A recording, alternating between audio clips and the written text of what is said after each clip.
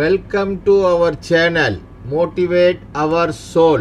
Please subscribe my channel. பேச வேண்டிய நான் இப்படி ஆரம்பிக்கிறேன். இந்த வாழ்க்கையில நம்பிக்கை கொள்வதற்கு என்ன இருக்கிறது? சுற்றுலாவுக்கு தானே போனார்கள். தப்பு செஞ்சாங்களா? தவறான செயல்களுக்கு போனார்களா? சுற்றுலாவுக்கு போனார்கள். அதுவும் ஏன் போனார்கள்? ஒரு வருஷமா எல்லாம் நல்லா தான் இருக்குன்ற நம்பிக்கையினால் போனார்கள். இப்படி ஏன் நடந்தது? வாழ்க்கையிலே பல கேள்விகளுக்கு நம்மிடம் பதில் இல்லை. ஒருத்தர் சொல்றாரு, நான் மட்டும் இன்னும் 5 நிமிஷம் முன்னாடி போயிருந்தேன்னா நானும் விக்டிமா இருப்பேன்றார். ஒருத்தர் சொல்றாரு, நான் அங்கதான் போகணும்னு நினைச்சேன், என்னை கூட்டிட்டு போன கைடு தப்பா எங்கேயோ கூட்டிட்டு போனாரு, அவர் தப்பா கூட்டிட்டு போனதுனால நான் பிழைச்சேன்றார். எல்லாத்தையும் விடுங்க, இது மதத்தின் பெயரால் செய்யப்பட்ட பயங்கரவாதம். ஆனால் இவர்களை, இந்த இந்துக்களை காப்பதற்காக ஒரு இஸ்லாமியர் அங்கே போராடி அவரும் அங்கே உயிர் நீத்திருக்கின்றார். அவரை விட்டுருப்பாங்க, அவர் இஸ்லாமியர் என்று தெரிந்தால் விட்டிருப்பார்கள். ஆனால் அந்த நேரத்தில் உயிர் வாழ்வதை விட போராடுவது முக்கியம் என்று தோன்றி அவர் தன்னுடைய உயிரை கொடுத்திருக்கின்றார். இப்போ இந்த கேள்விகளுக்கெல்லாம் என்ன பதில்? வாழ்க்கையிலே என்ன நம்பிக்கை இருக்கிறது என்ற கேள்வியோடு தான் இந்த அரங்கத்தின் என் உரையை தொடங்குவது நியாயமாக இருக்கும் என்று நம்பிக்கை. அப்படிதான் நாங்க இருக்கணும். நானும் உங்களை மாதிரி தானே, எனக்கும் இந்த கேள்வி இருக்குல்ல. என்ன நம்பிக்கை இருக்கிறது? ஆனால் எனக்கு ஒரு நம்பிக்கை இருக்கிறது. ஒரு நம்பிக்கை எனக்கு இருக்கிறது. அங்கே என் சகோதரர்களும் சகோதரிகளும் இறந்து கிடந்திருக்கலாம். கணவனின் சடலத்துக்கு பக்கத்திலே கல்யாணமாகி 6 நாளான அந்த பெண் உட்கார்ந்திருக்கிறாளே, அவளுடைய நெஞ்சத்தில் இந்த காட்சியினுடைய அதிர்ச்சி, அவ இன்னும் 70 வருஷம் வாழலாம். ஒரு நாள் கூட அந்த காட்சியினுடைய அதிர்ச்சி அவளுடைய நெஞ்சத்திலிருந்து மாறாது. 3 வயசு பிள்ளை இருக்க, அது அந்த கேள்வியோட வளரும். எங்க அப்பா யாருன்னு எனக்கு சரியா ஞாபகம் இல்லை என்ற கேள்வியோட அந்த பிள்ளை வளரும். இவ்வளவு சோகங்கள் நமக்கு தருகிற அவநம்பிக்கைக்கு பின்னால் எனக்கு ஒரு நம்பிக்கை இருக்கிறது. நாம் இந்த உரையை நிகழ்த்தி கொண்டிருக்கின்ற இந்த நேரத்தில் கூட நம்முடைய தேசத்தினுடைய யாரோ ஒரு சோல்ஜர் ஏதோ ஒரு இடத்துல அவன் உடற்பயிற்சி செஞ்சுக்கிட்டு இருப்பான். கொஞ்சம் யோசிச்சு பாருங்களேன். உடற்பயிற்சி செய்யறான் ஒவ்வொரு நாளும். நம்முடைய ராணுவ வீரர்கள் ஒவ்வொரு நாளும் செய்யறாங்க. நீங்க ஒரு கேள்வி அவங்கள்ட்ட கேட்கணும்னு உங்களுக்கு தேணும், கேட்க மாட்டீங்க. நீ இன்னி மட்டும் உயிரோட இருப்பியானே தெரியாதையா, உடற்பயிற்சி செஞ்சு அப்படின்னு தோணுது இல்ல? அவனுக்கு அந்த கேள்வி அப்ப தோணாதா? நமக்கே தோணுதுன்னா அவனுக்கு தோணாதா? என் கூடவே என்னோட ரெஜிமெண்ட்ல என் பக்கத்துல இருந்தவன் நேற்றைக்கு இறந்துட்டான். அவன் இறந்தான்றத பார்த்தப்பறம் நான் இன்னைக்கு உடற்பயிற்சி செய்யறேன். நான் இன்னைக்கு இருப்பேனான்னு எனக்கு தெரியாது. அப்ப நான் ஏன் உடற்பயிற்சி செய்யணும்ன்ற கேள்வி அவனுக்கு வருமா வராதா? அந்த கேள்வி வந்த பிறகும் அவன் அந்த உடற்பயிற்சியை செய்கிறான் என்றால் அவனுடைய நெஞ்சத்துக்குள்ளே ஒரு நம்பிக்கை இருக்கிறது. நான் விழலாம், ஆனால் நான் எதற்காக நிற்கிறேனோ அது விழாது என்கின்ற ஒரு நம்பிக்கை அவனுடைய நெஞ்சத்துக்குள்ளே இருக்கிறது. சார், நான் விழுந்துடலாம் சார், ஆனா எதற்காக நான் இவ்வளவு தூரம் இன்னைக்கு காலை மட்டும் உடற்பயிற்சி செஞ்சேனோ அது அந்த அறம் விழுந்து விடாது. எனக்கு பிறகு இன்னொருத்த வருவான். அவன் விழுந்துட்டானா அவனுக்கு பிறகு இன்னொருத்த வருவான். இந்த நாட்டிலிருந்து சரம் சரமாக திரும்ப திரும்ப நாங்கள் இந்த பயங்கரவாதத்துக்கு பதில் கொடுத்தே தீருவோம் என்கின்ற ஒரு நம்பிக்கையை நம்ம வாழ்க்கைக்கு நம்ம எக்ஸ்டெண்ட் பண்ணலாம். அதெல்லாம் ராணுவத்தில் இருக்கிறவங்களுக்கு தான். நாம இங்க சவுத்தில் இருக்கோம், நமக்கு தெரியாது இல்ல. ஒவ்வொரு வாழ்க்கையும் ஒரு போராட்டம் தான். இங்க இருக்கிற அத்தனை பேர்ட்டையும் நான் கேட்கிறேன், ஒரு நாடு இன்னொரு நாட்டுக்கு செய்கிற நம்பிக்கை துரோகத்தை பற்றி நிறைய படிக்கிறோம், பேசுறோம், கொதிப்படைகிறோம். ஏன்னா இது ஒரு நம்பிக்கை துரோகம். இது நீ நேருக்கு நேர் வாயா சண்டைக்கு. எங்க ஆர்மி இருக்கு, எங்க நேவி இருக்கு, எங்க ஏர்போர்ஸ் இருக்கு. நீ நேருக்கு நேர் வர மாட்டேன்ற கோழையே. நீ பொந்தில இருந்து ஆளை கொடுத்து அனுப்புறே, கோவம் வருது, பதறுது நெஞ்சம். this is not only the battle between countries and nations. இது நம்முடைய வீட்ல, நம்முடைய வாழ்க்கையில, நம்முடைய மனசுக்குள்ளே இது இருக்கு. இதே மாதிரியான நம்பிக்கை துரோகங்கள் உண்டா இல்லையா? ஒரு நம்பிக்கை துரோகத்தை கூட என் வாழ்க்கையில் நான் சந்தித்ததே இல்லை அப்படின்னு நீங்கள் சொன்னீங்கன்னா, ஒன்று உங்கள் வயசு 5க்கு கம்மியாக இருக்கணும், இல்லை உங்கள் வயசு 100க்கு மேலே இருக்கணும். ஏன்னா அப்போ தான் எல்லாம் மறந்துடும். இது ரெண்டுத்துக்கும் நடுவில் இருக்கிற எல்லாரையும் நான் ஒவ்வொருத்தராக இங்கே தனித்தனியாக கூப்பிட்டு கேட்டால் 1000 கதை இல்லை ஒவ்வொருத்தர் மனசுலையும். கூடவே இருந்தாங்க, நான் தாங்க உதவி பண்ணேன், எல்லாத்தையும் கற்றுக்கிட்டான், அப்படியே நம்பினேன், சாவியை கூட அவன்கிட்ட தான் கொடுத்தான். ஒரு நாள் எனக்கு எதிரிலேயே கடை போட்டான் பாருங்க அப்படின்னு சொல்லாதவங்க திருப்பூரில் யாருமே இருக்க மாட்டாங்க, பொள்ளாச்சியில் யாரும் இருக்க மாட்டாங்கன்னு நினைக்கிறேன். எல்லார் வாழ்க்கையிலும் நடப்பது தான். அப்போ வாழ்வு என்பதே அதனுடைய அஸ்திவாரத்திலேயே ஒரு நம்பிக்கையின்மையை கொண்டிருக்கிறதா என்ற கேள்வி நமக்கு வருகிறதா இல்லையா? அதை தாண்டியும் இந்த வாழ்க்கையை நாம் தொடர்ந்து வாழ வேண்டும் என்றால் எது தேவை? எது தேவை? அதான் நான் இன்னைக்கு சொல்ல வந்திருக்கேன். இவ்வளவு நம்பிக்கையின்மைகள். முதல்ல அவர் ஹெல்த் இட்செல்ஃப் இஸ் அன்சர்டன். ஐயா என்னை அறிமுகப்படுத்துகிற போது அவர் சகோதரர் சொன்னார், நல்லா தான் இருந்தேன், எனக்கு ஒரு பிரச்சனைன்னு எனக்கு தெரியவே தெரியாது. சரி, ஏதோ பிபி இருக்குது, சுகர் இருக்குது, ஹார்ட் ட்ரபிளுக்காக மாத்திரை சாப்பிட்றோம், நமக்கு தெரியும், ஏதோ ஒரு எச்சரிக்கை உணர்வு இருக்குது. ஒன்றுமே கிடையாது. நான் பாட்டுக்கு மேடையில் இதே மாதிரி கத்தி சகோதரர் ராஜாவை திட்டி திட்டி எல்லா மேடையிலையும் பேசிக்கிட்டு இருந்த வழக்கம் போல, திடீர்னு ஒரு நாள் உடல் நலம் மிக மோசமாக பாதிக்கப்பட்டது. எனக்கு என்ன நம்பிக்கை இருக்குன்னு நினைக்கிறீங்க வாழ்க்கையில்? நான் அலுவலகத்தில் பெரிய பதவியில் இருக்கேன். முந்தின நாள் மட்டும் நான் நினச்சிட்டு இருந்தேன், நான் மட்டும் ஆஃபீஸ்க்கு போகலன்னா எங்கள் ஆஃபீஸே அப்படியே பல பல பல பலன்னு கொட்டிடும்னு நினச்சிட்டு இருந்தேன். ஏதாவது ஒரு உடம்பு சரியில்லை, அது இது, வீட்டில் ஒரு ஃபங்க்ஷன், லீவ் போடுறதை பற்றி நான் நினச்சே பார்க்க முடியாது. Why? Because I am so important. நான் இல்லாமல் எங்கள் ஆஃபீஸ் நடக்குமாங்க? என்னங்க சொல்கிறீங்க நீங்கள்? நான் தான் அப்படின்னா, நான் ஹாஸ்பிட்டலில் இருந்து வெளியே வந்து கிட்டத்தட்ட 6 மாதம் ஆஃபீஸ் பிரமாதமாக நடந்தது. ஒரு பயம் சொல்லணுமா வேணாமா? அந்த அம்மா இல்லாமல் நாங்கள் ஆஃபீஸே ஒத்தனுமே சொல்லல, நல்லா நடக்குது. சரி, ஆஃபீஸ் வேணா நடக்கலாம், வீடு நான் இல்லாமல் இயங்குமா? நான் ஒரு நாள் குழம்பு வைக்கலன்னா எங்கள் வீட்டில் யாராவது சாப்பிடுவாங்க? எல்லாம் நல்லா சாப்பிட்டு நல்லா தான் இருந்தேன்.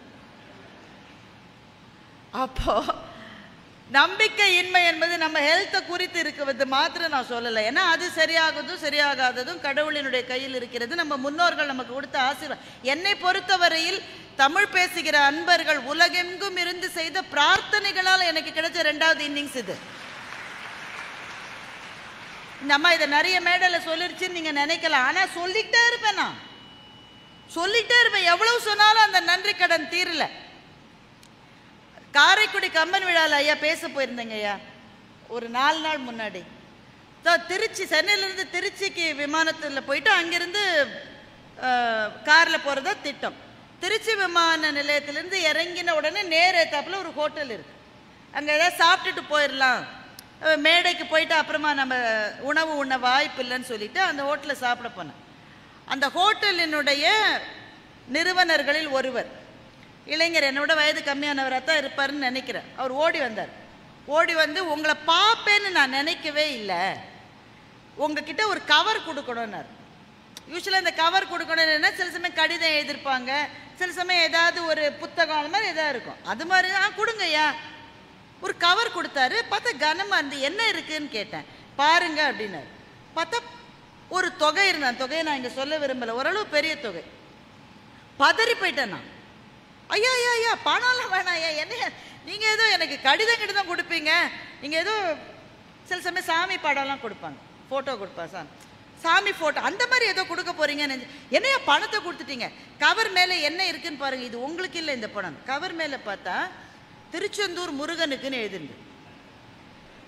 சொன்னா, ஐயா திருச்செந்தூர் முருகனுக்கு கொடுக்க வேண்டிய கவர் ஏன் என்கிட்ட கொடுக்குறீங்க? அவர் சொன்னார், உங்களுக்கு உடம்பு சரியில்லாதப்போ நான் வேண்டிக்கிட்டேன் திருச்செந்தூர் முருகன்கிட்ட, அந்த அம்மா திரும்ப வந்து பேசணும், நான் கேட்கணும், நீ என்ன செய்வியோ எனக்கு தெரியாது, அவங்க வந்து பேசணும். அப்படி அவங்க பேசிட்டாங்கன்னா உன் கோவிலில் அவங்க மூலமா ஒரு காணிக்கையை செலுத்துறேன் நான் வேண்டிக்கிட்டேன். நான் என்ன செய்வது? அழுவதை தவிர நான் என்ன செய்ய முடியும்? கண்ணில் கண்ணீர். அவர் யாருன்னே தெரியும். இப்போ கூட அவர் பேர் எனக்கு தெரியல சார். இப்போ கூட தெரியல. திருச்சிக்கு ஏர்போர்ட்லேருந்து நேர ஏத்தாப்பில் இருக்கிற ஹோட்டல், அவ்வளோதான் எனக்கு தெரியுது. அவர் அந்த கவரை கொடுத்துட்டு, என்னுடைய பிரார்த்தனை முடிஞ்சிருச்சுமா, இனிமே நீங்க எப்ப திருச்செந்தூர் போறீங்களோ, நீங்களோ உங்க வீட்டுக்காரரோ எப்ப போக முடியுதோ இதை போய் சாத்திருங்க அப்படின்னு அதை கொடுத்துட்டு போயிட. திருச்செந்தூர் கோயிலுக்கு போறது ரொம்ப கஷ்டங்க. முத்துக்குமார் தான் எங்களை எல்லா கோயிலுக்கும் கூட்டிட்டு போவார். அவரே திருச்செந்தூர் ரொம்ப கஷ்டப்பட்டு எங்களை கூட்டிட்டு போனார், என்னையும் என் வீட்டுக்காரரு. ஸோ அந்த அந்த கோவிலினுடைய கூட்டம் அப்படிப்பட்ட கூட்டம் அங்கே வருது. ஆனால் பாருங்களேன், அது நடந்து ஒரு 2 நாளில் நான் முடிவு பண்ணேன், என்ன ஆனாலும் பரவாயில்ல. ஒருத்தர் 3 வருஷமாக காத்திருக்காரு, நான் திருச்செந்தூருக்கு போக முடியாதா? போய் அந்த தள்ளுறாங்க கூட்டம். முருகனுக்கு முன்னாடி அந்த காணிக்கையை சேர்த்துட்டு அந்த சகோதரர் நல்லா வாழணும்னு சொல்லிட்டு நான் மனப்பூர்வமாக வேண்டிக்கிறேன். இப்போ நான் உங்கள்கிட்ட 2 சிச்சுவேஷனை சொல்லியிருக்கேன். ஒரு சிச்சுவேஷன் எனக்கு நம்பிக்கையே இல்லாத ஒரு சிச்சுவேஷன். நல்லா இருந்த என்னுடைய உடல்நிலை மிக மோசமா, அதுவும் இந்த யூடியூப் காரங்களாம் இருக்காங்களே, தம்பி யூடியூப்ல போட போறீங்களா இதை, இவர் நல்லவர், இவர் அதெல்லாம் செய்ய மாட்டார். நிறைய யூடியூப் காரங்க என்ன பண்ணுவாங்க, இனிமேல் பாரதி பாஸ்கரால் பேச முடியுமா? அது டாக்டர் கவலைப்படணும், நீ ஏன் கவலைப்படுறது பத்தி? அவர் அப்படி கேட்கிறார். என்ன எனக்கு என்ன உடல்நல குறைவுன்னே அவருக்கு தெரியாது. ஆனா அதுக்குள்ள இதெல்லாம் நம்பிக்கையின்மை. ஆனா இந்த நம்பிக்கையின்மைகள் என்கின்ற பாறைகளின் மீது ஒரு சின்னஞ்சிறு மலர் பூத்திருக்கிறது. என்ன? முகம் தெரியாத யாரோ ஒரு சகோதரிக்காக நான் பிரார்த்தனை செய்வேன் என்று சொல்லுகின்ற ஒரு பூ பூத்திருக்கிறது அல்லவா, அது வாழ்க்கையினுடைய நம்பிக்கை. சரி, இன்னொரு சிச்சுவேஷன் சொல்லட்டா? இன்றைக்கு தமிழ்நாட்டில் விடுங்க, இந்தியாவிலேயே நமக்கு ரொம்ப ரொம்ப கவலை தருகிற பல விஷயங்களில் ஒரு விஷயம், ஒரு குடும்பத்துக்குள்ள ஒத்துமையே இல்லை என்கிற விஷயம். உண்டா இல்லையா? சமூகத்தில் ஒத்துமை இல்லை, தெருவில் ஒத்துமை இல்லை, அரசியல் அதெல்லாம் சகஜமப்பா. அரசியல் அப்படித்தான் இருக்கும், தெருவுனா அப்படித்தான் இருக்கும். ஆனா குடும்பம் என்பது ஒற்றுமைக்கான ஒரு மையம்னு தானே நமக்கு சொல்லி வளர்த்துருக்காங்க, அப்படித்தானே? இல்லாட இந்த நாட்டிலேயே சார் ராமாயணம்ன்ற இதிகாசத்துக்கு இவ்வளவு பெரிய பேரு. எத்தனை பழைய கதை சார், எத்தனை பழைய கதை, எத்தனை முறை கேட்டிருக்கோம், எவ்வளவு உரைகள், எவ்வளவு புத்தகங்கள். இது அத்தனையும் கேட்ட பிறகும் திரும்ப அந்த கதை ஏன் வாழுகிறது என்றால் அது சொல்லுகிற அந்த சகோதரத்துவத்தின் மீது நமக்கு இருக்கிற ஒரு ஈர்ப்பு. ஆனா இதே நாட்டிலே தான் அண்ணனும் தம்பி எப்படிலாம் அடிச்சுக்கிறாங்கன்றதை நேர பார்க்குறோம். சுஜாதா அவர்கள் ஒரு கதை எழுதினார்கள், அதை சில மேடைகளில் சொல்லியிருக்கேன், ஆனால் அது தெரியாதவர்களுக்காக. அண்ணா தம்பி 2 பேர், அண்ணன் டெல்லியில் இருக்கார், தம்பி சென்னையில் இருக்கார். சரியா? அப்பா அப்பதான் இறந்துட்டார். அம்மாவை 2 பேரும் பங்கு போட்டிருக்காங்க. 6 மாதம் அம்மா தம்பிகிட்ட இருக்கணும், அடுத்த 6 மாதம் அம்மாவை டெல்லிக்கு அனுப்பிச்சு அண்ணன்ட்ட இருக்கணும். என்னங்க புரியுதா? இந்த மாதிரி ட்ரீட்டி எல்லாம் நீங்க கேள்விப்பட்டதே இல்லை என்றால் பொள்ளாச்சியிலே வாழ்கிறவர்கள் மிக நல்லவர்கள். இந்த மாதிரி நிறைய ட்ரீட்டி இருக்கு. சுஜாதா இந்த கதையை எழுதுகிறார். சுஜாதா கதை எழுதுறாருன்னா என்ன அர்த்தம்? இந்த கதை எழுதப்பட்டு 25-20 வருஷமாவது ஆயிருக்கணும்னு அர்த்தம். நேற்றுக்கு நம்ம இன்னும் இல்லை, ஏன்னா அவர் காலமாகி கொஞ்ச நாள் ஆயிடுச்சு இல்லையா? கிட்டத்தட்ட 20 வருஷம் முன்னாடி எழுதப்பட்ட கதை. இப்போ தம்பி வீட்டில் அம்மா இருக்காங்க, 6 மாதம் முடிய போகுது. தம்பி என்னுடைய மனைவி வீட்டுக்காரர்கிட்ட என்ன சொல்லுவாங்கன்னு நீங்கள் நினைக்கிறீங்க? கணவரே, மாமியார் இங்கேயே இருக்கட்டுமே அப்படியா சொல்லுவாங்க? என்னங்க இது, அப்படியே சொல்லுவாங்க? என்ன சொல்லுவாங்க? அடுத்த வாரத்தோட 6 மாதம் முடிய போகுது, உங்க அண்ணனுக்கு இப்பவே ஃபோன் பண்ணி அவர் கூட்டிட்டு போறாரா இல்ல நீங்களே இங்கேருந்து ஏற்றி விடுறீங்களான்னு அப்படித்தானே சொல்லுவாங்க. எனக்கு ரொம்ப நல்லவங்க மாதிரி எல்லாருமே. அவங்க நச்சரிப்பு பொறுக்க முடியாம தம்பி அண்ணனுக்கு SMS அனுப்புறாரு. 6 months முடிய போகுது, நானே இங்கிருந்து அனுப்பிச்சு விட்டுட்டா நல்ல துணையை பிடிச்சு, இல்ல நீ கூட்டிட்டு போறியா? இவன் அந்த மெசேஜ் அனுப்பிச்ச அடுத்த செகண்ட் டங்குன்னு அண்ணன்ட்டேருந்து மெசேஜ், என்ன வேகமா அனுப்புறாங்கன்றீங்க. என்ன டெப்டேஷன்ல பிரான்ஸுக்கு அனுப்புறாங்க எங்க ஆஃபீஸில். நான் மட்டும் போக முடியாது, அதனால உங்க அண்ணியும் கூட்டிட்டு போறேன், இன்னொரு 6 மாதம் நீ வச்சுக்க, திரும்பி வந்தப்புறம் மொத்தமா 1 வருஷமா நான் வச்சுக்கிறேன்னு அண்ணன் பதில் அனுப்புறான். இந்த பதிலை கேட்ட உடனே தம்பியின் மனைவி என்ன சொல்லுவார் என்று நினைக்கிறீர்கள்? ஐயோ பாவம், டெப்டேஷனுக்கு அவங்க நல்லபடி போயிட்டு வரட்டும், நான் அப்படியே சொல்லுவாங்க. இதே வேலையா போச்சு உங்க அண்ணனுக்கும் உங்க அண்ணிக்கும். நான் தான் இழிச்சவன் கிடைச்சேன்னா 6 மாசம் தான் 6 மாசம், ஒரு நாள் கூடுதலா வச்சுக்க மாட்டேன். எப்படி சொல்லுவீங்களோ என்ன செய்வீங்களோ எனக்கு தெரியாது. 6 மாசத்துக்கு மேல இந்த அம்மாவை என்னால வச்சுக்க முடியாது. அந்த அம்மா சொல்லுது, டேய் ஒருத்தனா வச்சுக்கங்கடா, அங்கேயும் இங்கேயுமா என்னை பந்தாடாதீங்கடா, முடியலடா எனக்கு அப்படின்னு அந்த அம்மா சொல்லுது. ஆனா தன் முயற்சியில் சற்றும் மனம் தளராத அண்ணனும் தம்பியும் மாத்தி மாத்தி மெசேஜ் அனுப்பிச்சுக்கிட்டே இருக்காங்க. தம்பி என்ன பண்றான், அவங்க ஃபேமிலிக்கு ஒரு ஃப்ரெண்ட், அதாவது அப்பாவுடைய நண்பர், அப்பா இறந்துட்டாரு, அந்த நண்பர் இருக்காரு, அவரை வீட்டுக்கு கூட்டிட்டு வரான். எதுக்கு? எப்படியாவது எங்க அண்ணன்ட்ட பேசி கன்வின்ஸ் பண்ணுங்க சார், நியாயம்னு ஒண்ணு மனுஷனுக்கு இருக்கா இல்லையா? 6 மாசம்னா 6 மாசம் தானே, இவன் அங்க டெப்டேஷனுக்கு போறான் இங்க டெப்டேஷன் போறான்னு பொய் எல்லாம் எங்க அண்ணன்ட்ட கண்டிச்சு பேசி அம்மாவை கூட்டிட்டு போங்கன்னு சொல்றதுக்காக தன்னுடைய அப்பாவினுடைய நண்பரை தம்பி வீட்டுக்கு வரவழைக்கிறான். அவர் வராரு. வந்தப்புறம், இதை பாருப்பா, இனிமே இந்த பிரச்சனை ரொம்ப நாள் இருக்காது, உனக்கும் உங்க அண்ணனுக்கும் பிரச்சனை ஓடிக்கிட்டே இருக்கு, ஒவ்வொரு 6 மாசமும் ஏன் உயிரை எடுக்கிறீங்க நீங்க, இனிமே அந்த பிரச்சனை இருக்காது. எப்படி சார் இல்லாம போகும்? ஏன்னா உங்க அப்பாவுக்கு வர வேண்டிய ஒரு பெரிய சொத்து பொள்ளாச்சியில் இருக்கு, அது மேல லிட்டிகேஷன் 30 வருஷமா நடந்துட்டு இருந்தது. உங்க அப்பாவே போய் சேர்ந்துட்டாரு. ஆனா லிட்டிகேஷன் தீர்ப்பு நேத்திக்கு தான் வந்தது நம்ம கோர்ட்ல. உங்க அப்பாவுக்கு தான் அந்த இடம் சொந்தம்னு தீர்ப்பாயிருச்சு. அந்த கிரவுண்ட், அந்த பூமி மாத்திரம் கிட்டத்தட்ட 3 கோடி ரூபாய். நீ இனிமே எந்த பிரச்சனையும் இல்லை. ஏன்னா உங்க அப்பாவோட லீகல் ஹேர் உங்க அம்மா தான், அவங்க தான் இருக்காங்க. ஸோ அவங்களுக்கு தான் அது போய் சேரும். அந்த பணத்தை வச்சுக்கிட்டு நான் என்ன பண்றேன், ஒரு இப்போ நான் கொஞ்சம் வசதியானவர்கள் இருக்கிறதுக்காக முதியோர் இல்லை மாதிரி இருக்குல்ல, அதுலேயோ இல்லை தனியாக அவங்களுக்கு ஒரு வீடு வச்சு கொடுத்து 4-5 பேரை வேலைக்கு போட்டு உங்கள் அம்மாவுக்கு இருக்கிற காலம் மட்டும் அங்கே இருந்துட்டு போட்டுமே அப்படின்னு நான் நினைக்கிறேன். நீ என்ன சொல்கிற அப்படின்னு நண்பர் கேட்டார். தம்பி என்ன பண்ணியிருப்பான்னு நினைக்கிறீங்க? உடனே அண்ணனுக்கு SMS அனுப்புகிறான். அன்புள்ள அண்ணா, நானும் சிந்தித்து பார்த்தேன், தாயிற் சிறந்ததொரு கோவிலும் இல்லை, அதனால அம்மாவை அங்கேயும் இங்கேயும் அலைக்கழிக்காமல் என்னுடைய வீட்டிலேயே வைத்து பராமரிப்பது என்ற நல்ல முடிவுக்கு நான் வந்திருக்கிறேன் அப்படின்னு சொல்லி சென்ட் போடணும்ல, போடணுமா வேணாமா? சென்ட் அந்த ஆரோல கை வைக்கிறதுக்குள்ள டிங்குன்னு அங்கேருந்து ஒரு மெசேஜ் வந்து அண்ணன்ட்ட இந்த மெசேஜ், தம்பி நான் சிந்தித்து பார்த்தேன், டெப்டேஷன் முக்கியமா அம்மா முக்கியமா? அம்மாதான் முக்கியம் என்ற முடிவுக்கு நானும் அண்ணியும் வந்து விட்டோம். நாங்கள் இந்த மெசேஜ் உனக்கு வருகிற நேரத்தில் நாங்கள் ஏர்போர்ட்டில் இருப்போம். அம்மாவை நாங்களே ஏன்னா தம்பிகிட்ட சொன்ன அவர் அண்ணன்ட்ட சொல்லாமல் இருந்திருப்பாரா அப்படின்னு அண்ணன்ட்டேந்து மெசேஜ் வந்துருச்சு. தம்பி மெசேஜ் அனுப்பத்துக்குள்ள அண்ணன் அனுப்பிச்சிட்டா, நான் வந்து சேர்ந்துடுறேன்னு சொல்லி. சுஜாதா இந்த இடத்தில் கதையை முடித்து விட்டார். அந்த அம்மா என்ன செஞ்சாங்க, அண்ணன்ட்ட போனாங்களா தம்பிகிட்ட போனாங்களா தனியாக இருந்தாங்களா நமக்கு தெரியாது.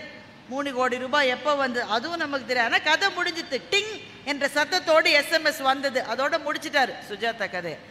கதை இங்கே முடிந்து விட்டது. ஆனால் இதற்கு பிறகுதான் நம் கவனம் அந்த விஷயத்துக்கு போகிறது. இப்படிதானே இருக்கு. அண்ணனுக்கும் தம்பிக்குமான சண்டைகள், அக்காவுக்கும் தங்கைகளுக்குமான சண்டைகள் சொத்து விஷயமா வேற ஏதோ ஒரு விஷயமா.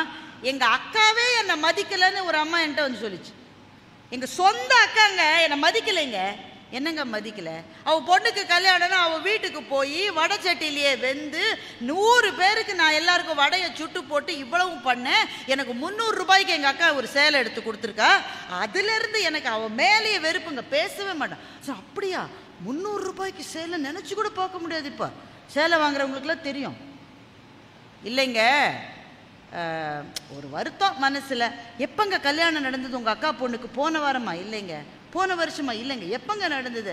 அதாச்சு 23 வருஷங்க.